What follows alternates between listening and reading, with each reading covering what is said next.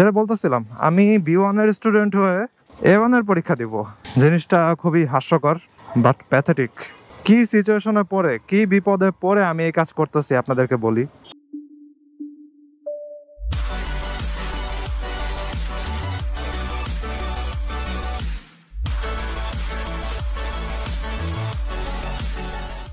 এই what is going on?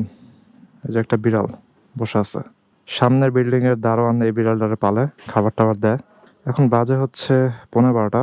আমি যাবো একটু পুরান ঢাকার দিকে। সো আজকে আমার জার্মান ল্যাঙ্গুয়েজ প্রিপারেশন এগুলো নিয়ে একটু কথা বলবো। তাহলে মোটরসাইকেল স্টার্ট দিই। আমি কারেন্টলি যে লেভেলের ক্লাস করতেছি ওটা হচ্ছে B1 লেভেল, এবং B1 লেভেলের চ্যাপ্টার 3-4 মতো আসছি আর কি। এবং যে কোর্সটা করতেছি ওইটার শর্ট একটা রিভিউ টাইপের ভিডিও আমি দিব।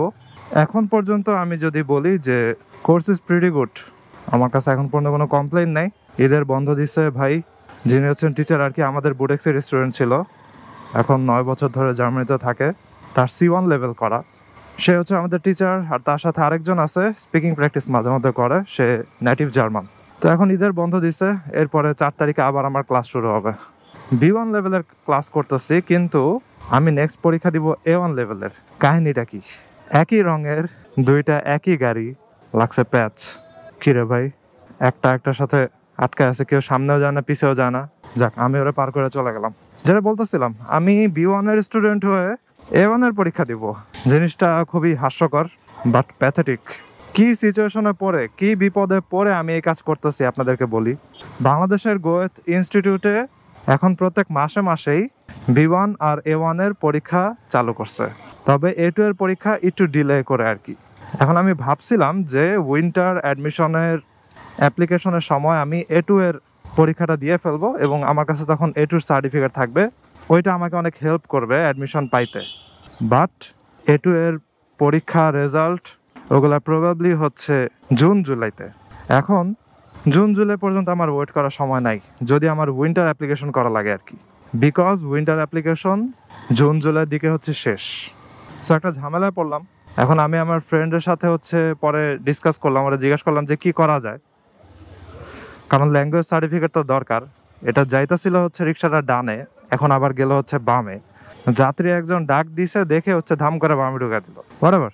দেন ও আমারে বলতেছে ল্যাঙ্গুয়েজ সার্টিফিকেটটা তো খুবই দরকার, কারণ ল্যাঙ্গুয়েজ সার্টিফিকেট থাকলে এটা যে লেভেলেরই হোক না কেন অনেক কাজে লাগে, এবং অনেক ইউনিভার্সিটি অফার লেটারও পাওয়া যায়, যদিও তারা ল্যাঙ্গুয়েজ রিকোয়ারমেন্টে নাও চাইতে পারে তারপরও। আর জার্মানির সিচুয়েশনটা এখন এমন হয়েছে, আপনার যদি ল্যাঙ্গুয়েজ না জানা থাকে, আপনার স্কিল যতই ভালো হোক, আপনারা তারা তেমন কোনো দামই দিবে না, এরকম হচ্ছে অবস্থা। রেডিট কমিউনিটিতে আমি এগুলো দেখছি আর কি। অনেক সময় B1 লেভেল হইলেও তেমন একটা পাত্তা পায় না, বলে যে B2 অথবা C1 হইলে ভালো হইতো। আমি তো পুরোই অবাক হয়ে যাই যে B1 পড়তে গিয়ে আমার দাঁত টাত ভেঙে পড়ে যাইতেছে, এমন অবস্থা। এখনও আমাকে বললো যে তাহলে তুই A1 এক্সামটা দিয়ে ফেল, তাহলে A1 এর সার্টিফিকেটটা মে মাসে তোর হাতে থাকবে, A1 এর সার্টিফিকেটটা দিয়ে অ্যাপ্লাই করতে পারবি, আর হচ্ছে জুন জুলাইতে তুই যদি B1 পরীক্ষা দেস তাহলে B1 এর সার্টিফিকেটটা তোর হাতে থাকবে। এখন B1 লেভেল অনেক হার্ড, এবং B1 লেভেলের 4টা যে module, হোরেন, স্প্রেশন, লেজেন, শ্রাইবেন, listening, speaking, reading, writing, এই 4টা মডেলের 4টাতেই যে আমি পাশ করবো এরকম তো কোনো গ্যারান্টি নাই, তাই না? সো B1 লেভেলের এক্সাম এমনিই হচ্ছে একটু দেরিতে, যদিও এটা প্রত্যেক মাসই হয়, কিন্তু আমার নিজেরও তো প্রিপারেশন নেওয়া লাগবে। দেখা যাবে যে উইন্টার অ্যাডমিশনের সময় আমি ওরকম কনফিডেন্ট নাও থাকতে পারি যে আমি পাশ করতে পারবো, তখন আমার হাতে কোনো ল্যাঙ্গুয়েজ সার্টিফিকেট এক্সামই থাকবে না। এই কারণে A2 তো মিস গেলই, নাহলে A2ই দিতাম আমি, কারণ A2 এর প্রিপারেশন মোটামুটি আমার আছে। যেহেতু A2 মিস যাইতেছে, তাই এখন বাধ্য হয়ে আমি A1ই দিতেছি আর কি, 15,000 টাকা দিয়ে। ওই A1 এর এক্সামের রেজিস্ট্রেশন হচ্ছে 3 তারিখ, ওই কারণেই আমি 2 তারিখে ঢাকায় ব্যাক করব, ঈদের পরে আর কি।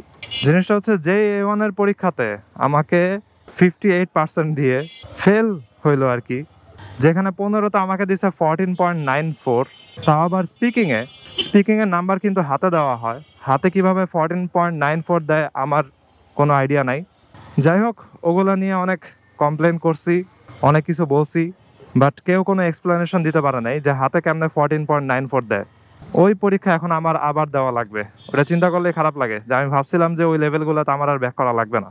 যাই হোক, A1 পরীক্ষার হচ্ছে 3-4 দিন আগে আমি জাস্ট মডিউলগুলো দেখবো, দুই একটা মডেল টেস্ট দেখবো যে ওখানে রাইটিংগুলোর স্ট্রাকচার কি, আশা করি হয়ে যাবে। কারণ A1 লেভেলের এখন অজানা ওয়ার্ড খুবই কম আছে, হাইয়েস্ট 5% ওয়ার্ড হতে পারে যে আমার মনে থাকে না, বাকি ওয়ার্ডগুলো এমনিই হচ্ছে B1 অথবা A2 প্র্যাকটিস করতে করতে মুখস্থ হয়ে গেছে। সো ওয়ার্ড নিয়ে কোনো প্যারা নেই, গ্রামার নিয়েও কোনো প্যারা নেই, কারণ A1 এর গ্রামার খুবই ইজি। জাস্ট ইস, habe, du, hast এবং হচ্ছে নমিনেটিভ, অ্যাকুজেটিভ, ডাটিভ আছে নাকি কে জানে, ডাটিভ থাকতে পারে, তবে গেনেটিভ নাই। গেনেটিভ কেস হচ্ছে আমি B1 লেভেল এসে পাইছি, এই কয়েকদিন আগে গেনেটিভ কেস শিখাইলো।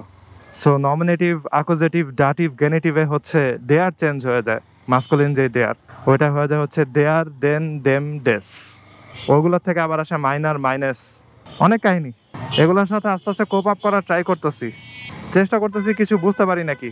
সো প্রে করবেন আমি যেন এসব অবস্ট্যাকলস পার করতে পারি, আর ঢাকায় এসে হচ্ছে A1 পরীক্ষাটা দিয়ে দিব। সো এটা ছিল হচ্ছে আমার এক্সপ্লেনেশন যে কেন আমি B1 এর স্টুডেন্ট হয়ে A1 এর পরীক্ষা দিতেছি। এবং ভিডিওর থাম্বনেইল দেখে অথবা টাইটেল দেখে আপনারাও অবাক হয়ে যেতে পারেন যে কি পাগল হয়ে গেছে নাকি, তাহলে সে B1 এর স্টুডেন্ট হলে কেন যদি A1 এর পরীক্ষা দেয়। যাই হোক, আজকে ভিডিওটা এখানে শেষ করি। I hope you guys like this video, and if you are watching me for the first time you can kindly subscribe. তো see you in the next video. ভালো থাকুন, সাবধানে রাইড করেন, tata. I wake up to a little bit of drool on my pillow, feel like it's gonna be a bad day. Yeah, I'm tired of shit, and the coffee ain't hit yet, damn ain't that great. I don't wanna go to work, cause my boss is a jerk, and I'm not even that paid. I need a change in my life, cause I don't feel alive, and there's nothing that makes me happy.